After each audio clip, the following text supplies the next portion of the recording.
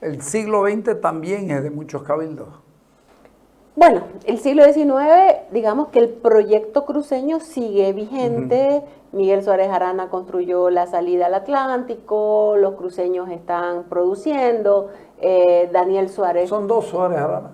Miguel y su hijo Cristian. Ya.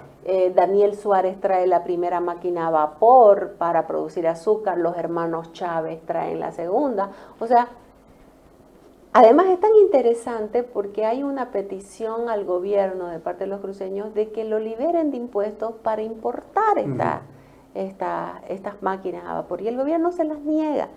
Entonces, ellos se atreven y van, ¿no? Porque imagínense, entre que usted vaya, la traiga, la meta, el uno la metió por la Amazonas, el otro la metió por Puerto Suárez, ¿no? Porque además está el testimonio de un médico italiano cuando dice, un valiente joven está metiendo en carretón una máquina a vapor que la había traído en un vapor, ¿no? Para llevarla al norte, Daniel Suárez, a producir azúcar. Claro. Melquiades Barberí llega a tener un vapor, el vapor Andrés Ibáñez. Sí, justamente ayer me preguntaban eso, parece que eran dos, ¿no? Uno de carga y otro de pasajero. Le voy a dar le voy a regalar algo de la vajilla del vapor. Bueno, para el museo, para el museo. ¿Ah? Bueno, claro, para el museo. No tienen el museo. Yo le voy a regalar uno. Ya. Entonces, lo que quiero decir que el proyecto iniciado en 1825 no se para. Se tiene que luchar contra un Estado que no lo comprende, tiene que hacer cosas sin el Estado generalmente, contra el Estado, a pesar del Estado. Estos hombres están trayendo la maquinaria, el gobierno pone impuestos a la producción cruceña de azúcar y libera de impuestos a la entrada de azúcar peruana. Sí. Los cruceños son tan innovadores que dejan de producir azúcar y producen menos azúcar y comienzan a venderle al altiplano alcohol, porque finalmente es la misma materia prima. Entonces, ahí vemos esta parte de la historia que es la propia historia, y enfrentándose al poder central. Entonces, tenemos que verlo en dos niveles, ¿no? En 1891 hay otro enfrentamiento por el federalismo, que lo van a llevar a cabo hombres que estuvieron con Ibáñez, porque eso es importante. Hombres que estuvieron con Ibáñez. Ante el fracaso del enfrentamiento con el Estado, los cruceños encuentran una nueva manera de intentar que su visión de país, que su visión de departamento, que sus objetivos de vida se lleven a cabo, y va a ser Rafael Peña candidato a la primera vicepresidencia de Severo Fernández Alonso.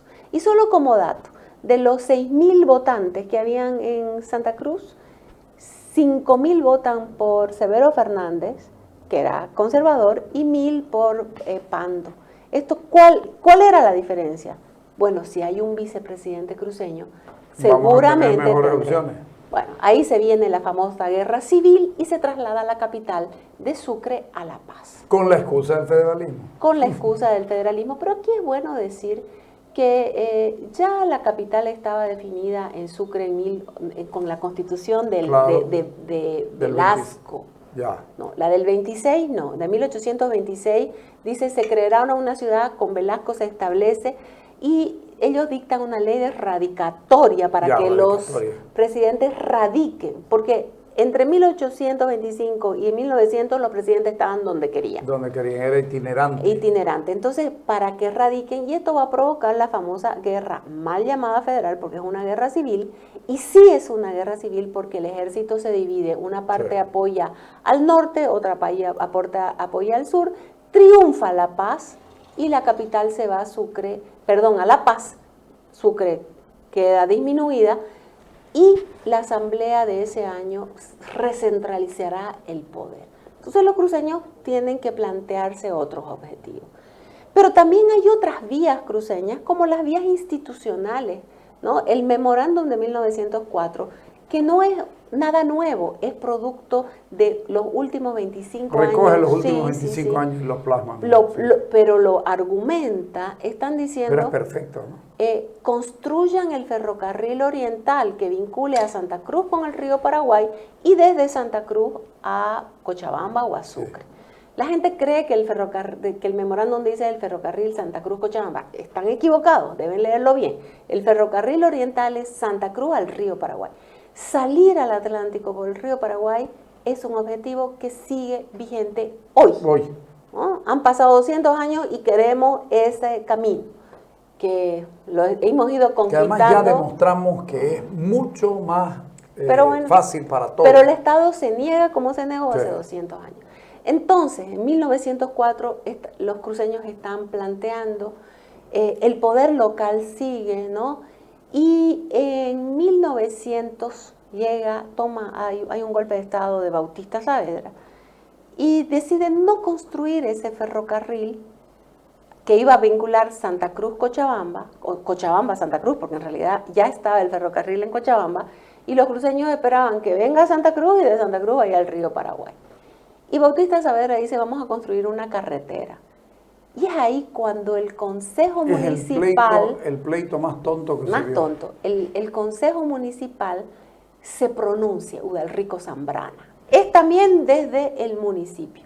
Además, se había logrado una muy buena alianza entre los regionalistas, un partido de jóvenes, los orientalistas, otro partido de jóvenes, y los republicanos que se habían apartado de Bautista Saavedra. Entonces, el municipio cruceño era oposición directa al presidente Bautista Saavedra. Y desde 1921 van a hacer estos cabildos, claro. Los jóvenes de secundaria harán paro, harán huelga, hasta 1924, cuando lo sacan al prefecto, Pablo de Roca entre ellos, lo destituyen al prefecto. Es importante, algún día vamos a hablar de Pablo de Roca cuando quiera, porque es muy importante. Además con una larguísima trayectoria. Este hombre y Cástulo Chávez, Udalrico Zambrana, nombro algunos, Guillermo Áñez, son muchos, y no quiero nombrar solo uno, ellos van a destituir al prefecto y formar una junta de gobierno. ¿Por qué? ¿Cuál era la base de ellos? La descentralización. Llámese federalismo, llámese descentralización o como quieran, es finalmente mi autodeterminación. Sí. La capacidad de autodeterminar nuestro futuro, de elegir nuestro futuro.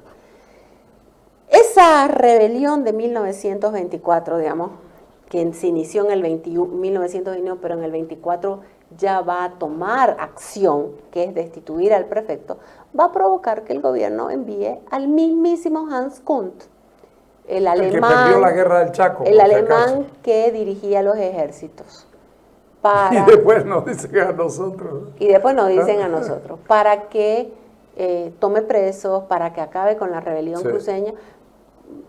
Pablo de Roca pierde su condición de senador, muchos, más de 1.300 se van a Brasil, a la Argentina, otros no vuelven más.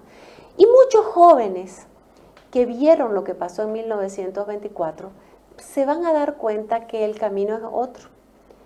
Y ellos van a plantear otras vías para lograr el tan ansiado desarrollo o modernización. Viene la guerra del Chaco, un momento muy duro, pero Bolivia tiene que comprarle a Santa Cruz porque no le puede comprar ni a Chile, ni a Perú, ni a Argentina porque eran neutrales.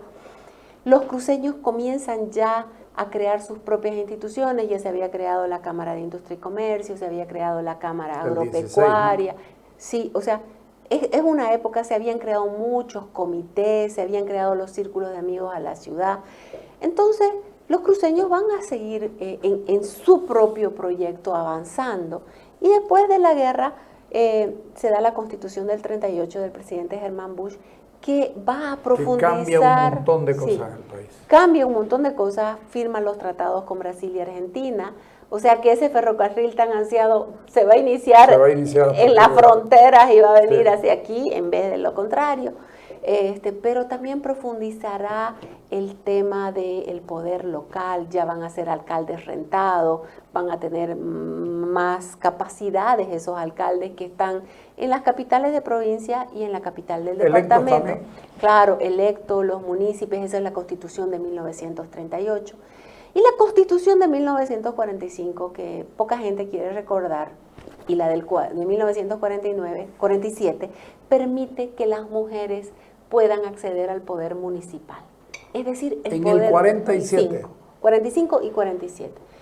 En el 47, por ejemplo, Adriana Coimbra, la hermana de don Chichi Coimbra, es elegida concejala por Santa Cruz, la señorita.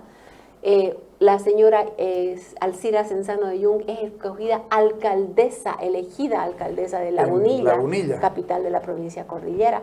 Entonces, estamos viendo que este poder local que los cruceños están luchando, que se profundice, se está profundizando. Por otro lado, también las propuestas de descentralización se estaban profundizando, pero perdieron en la Asamblea Constituyente. Y llega el 52. El célebre año 1952 para algunos, para otros no tan célebre. Había habido elecciones en 1951, ganó, también las ganó en Santa Cruz de la Sierra, sí. Están los datos, las ganó en Santa Cruz de la Sierra, y las ganó con 1.900 votos, que es importante. De 4.000 votos obtuvo Víctor Paz Estenssoro como candidato a la presidencia, porque se votaba presidente, vicepresidente, senadores. Pero el Congreso que ganó esas elecciones era un Congreso adverso al MNR. Es a partir de ahí que Paz Estenssoro, cuando hace la revolución del 9 de julio, que triunfa el 9 de abril, decide ser él el presidente y que no haya parlamento, claro, precisamente porque él sube por supuesto, porque tenía un parlamento adverso. Si hubiera sido favorable, seguramente hubiera funcionado. Seguramente, pero el Poder Central no quiere competir. Es el triunfo de la revolución, pues. El Poder Central no quiere compartir el poder. Por supuesto. Entonces, cuando triunfa la revolución, que en realidad la lleva a cabo Hernán Lesuazo, sí, llega Víctor Paz Estenssoro, toma el poder, no restablece el Parlamento y elimina los cabildos, los municipios. Las alcaldías. Sí. Elimina la elección, porque van a seguir habiendo alcaldes, claro, por supuesto, pero los alcaldes serán. Y esa tradición cruceña de crear comités había creado un comité llamado Comité Pro Santa Cruz en 1950. Ese comité tuvo un éxito importante a principios de 1951, con un paro cívico de 5 días y un cabildo tremendo, sí, y un paro cívico sí que se inició un martes y terminó un sábado, cuando el gobierno restituyó la entrega de diésel a los cruceños, porque los cruceños necesitamos el diésel para todo. Entonces, ese paro cívico o huelga general fue una huelga de 5 días muy importante, que ya está marcando otra ruta de lucha. Antes de 1951, no he podido evidenciar huelgas generales. No he podido evidenciar, puede ser que estudiando más lo haga. Sí he podido evidenciar huelgas de estudiantes, huelga de los unos. Sí, pero en general no. Yo ahora que estoy revisando no he visto tampoco. No lo he evidenciado, Carlos, pero como la historia es una ciencia que se hace, hay cosas que no he pillado y las pillé 10 años después y tendré que... Por ahora no he encontrado. Plantean un paro cívico, y este paro cívico dura 5 días, y es un cabildo que lo llama, ¿no? Y entonces ya cuando el gobierno se levanta la huelga general, y ahí hay un hombre importante que se llama Leonor Rivera Arteaga, y él va a comenzar a teorizar sobre el valor del municipio, del cabildo. ¿Y por qué lo hace? Porque el MNR elimina el poder local. Entonces, si no tenemos un municipio, no podemos elegir a nuestros representantes a nivel local, tenemos la opción del cabildo como tradición que existe en Santa Cruz desde 1561, y tendremos que usar esa tradición, donde además todos participarán, no solo los que votan, sino también los que no votan. Los años 50 fueron duros, hay varios cabildos y hay varios paros. Pero además de eso, hay algo interesante. El Comité Pro Santa Cruz funcionaba en el municipio, tenía una oficina ahí, sí. Había un comité de obras públicas del que participaba el Comité Pro Santa Cruz, los Rotarios, los Leones, que participaba la sociedad civil, pero cuando triunfa el MNR, quita estos miembros de la sociedad a participar en esos comités de obras públicas que habían en toda Bolivia, pero aquí tuvo unas características importantes, ¿no? Porque como se habían creado tantos comités, estos comités pero van a sacar la participación ciudadana, y quién va a ir repuntando va a ser el comité cívico.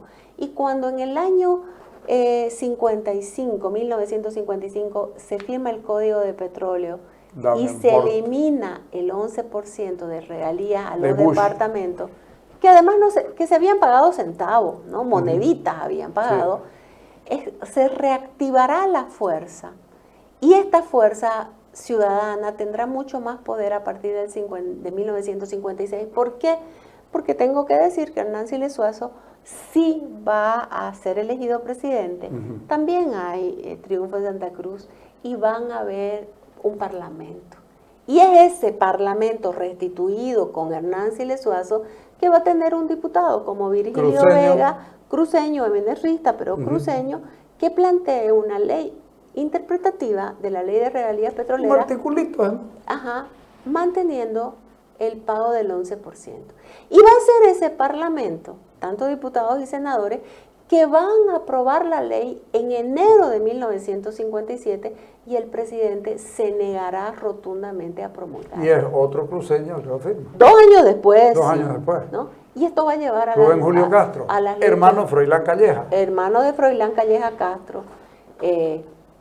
Pero a ver, Hernán Siles Zuazo se niega a promulgar la ley. Entonces, la ciudadanía, ejerciendo su ciudadanía, ejerciendo su soberanía, llamará cabildos, llamará paro cívico, se iniciarán las luchas cívicas, morirá gente, torturarán gente por más que no le guste, o que alguien me diga que Terevinto es un exceso de violencia. Ya habían pasado los campos de concentración, que muchos cruceños... Y yo sugiero a la gente leer los libros sobre los campos de concentración. Está el de Loaiza Beltrán, hay otro más que ahora me falla la memoria, pero lean lo de los campos de concentración, porque habían muchos cruceños en los campos de concentración, ¿no? Curaguara de Caranga. Entonces, en Curaguara de Caranga estuvo T. Antonio Bacadí, que era héroe de guerra. El padre de mi marido, por ejemplo, estuvo ahí. Entonces, hay muchos testimonios que no los hemos puesto en valor. ¿Por qué? Porque eran falangistas, no importa, pero la violación a los derechos humanos que se dieron en los campos de concentración fue real. Terrible. Y no fue un exceso de violencia, como algunos quieren decir que no pasó nada. Después de 2 años de lucha cívica, en el 1957, huelga de mujeres, muerte de Roca, muerte de Coronado, masacre de Terevinto, exilio de Pinto, tropas del ejército en Tarumá, en Guavirá, milicianos, tanto campesinos, milicianos mineros, que están ocupando, por eso el ejército más las milicias. En 1957, en diciembre, el 21 de diciembre de 1959, Rubén Julio Castro, en el ejercicio de la presidencia, él era presidente del Senado, pero había viajado a Chile, él va a firmar la ley de regalía, que no se va a pagar ni un peso. Hasta que viene Barrientos. En el 60 lo eligen de vuelta al señor Víctor Paz Estenssoro, no paga ni un peso. Tengo que decir que en 1963 reabren el Comité de Obras Públicas, muy técnico, dirigido por Chávez, por Omar Chávez, técnico. Los periódicos están llenos de la llamada para que vengan ingenieros, contadores y todo. En el 64 se vuelve a elegir Paz Estenssoro, y lo que provoca el golpe de Barrientos, que en realidad es un golpe para restablecer la democracia, porque a veces tenemos que entenderlo así. Quien había violado la Constitución fue Paz Estenssoro al reelegirse. Al reelegirse de nuevo. De nuevo, al reelegirse, continuo, digamos, porque podía hacerlo. Va a haber el golpe de Barrientos, y Barrientos va a pagar las regalías. Y por eso el 4 de noviembre del 64. Sí, por eso a partir del 65 Santa Cruz comienza a recibir el Comité de Obras Públicas los dineros provenientes de la regalía, que está en el trabajo de Ana Carola Traverso, en el trabajo de Víctor Hugo Limpia, está muy bien detallado los dineros que recibían exclusivamente de la regalía para llevar a cabo un plan de modernizador de la ciudad y del departamento en su conjunto. Estos planes no surgen de la nada porque teníamos ya 60 años de gente que estaba planteando ideas y haciendo planes. Hay un paro que usted se debe acordar, el paro del Comité de Defensa de los Pueblos Orientales cuando el gobierno de Torres se niega a entregarle los equipos españoles donados para FOMO, Formación de Mano de Obra Calificada, que finalmente terminó siendo, con el empuje de don Jorge Marcos Salvador, el gran Infocal. Así es. Entonces, ¿se acuerda que hubo un paro ahí? Hubo un paro, hubo un enfrentamiento además, sí, ¿no? Sí. Y bueno. Fue una época dura esa. Toda la toma de Chanevedó. Exactamente, porque además a muchos les gusta hablar de Torres, pero no dicen que Torres también dio un golpe de Estado. Claro, ¿no? por supuesto. O sea, pero claro, lo quieren validar con la famosa Asamblea Popular. Así como que muchos dicen, no, en el 52, ¿para qué necesitaba el Parlamento Víctor Paz Estenssoro si los obreros, claro, no, si los obreros, había el cogobierno obrero, pero es que el país está formado por 9 departamentos. Le pido el último corte, dale.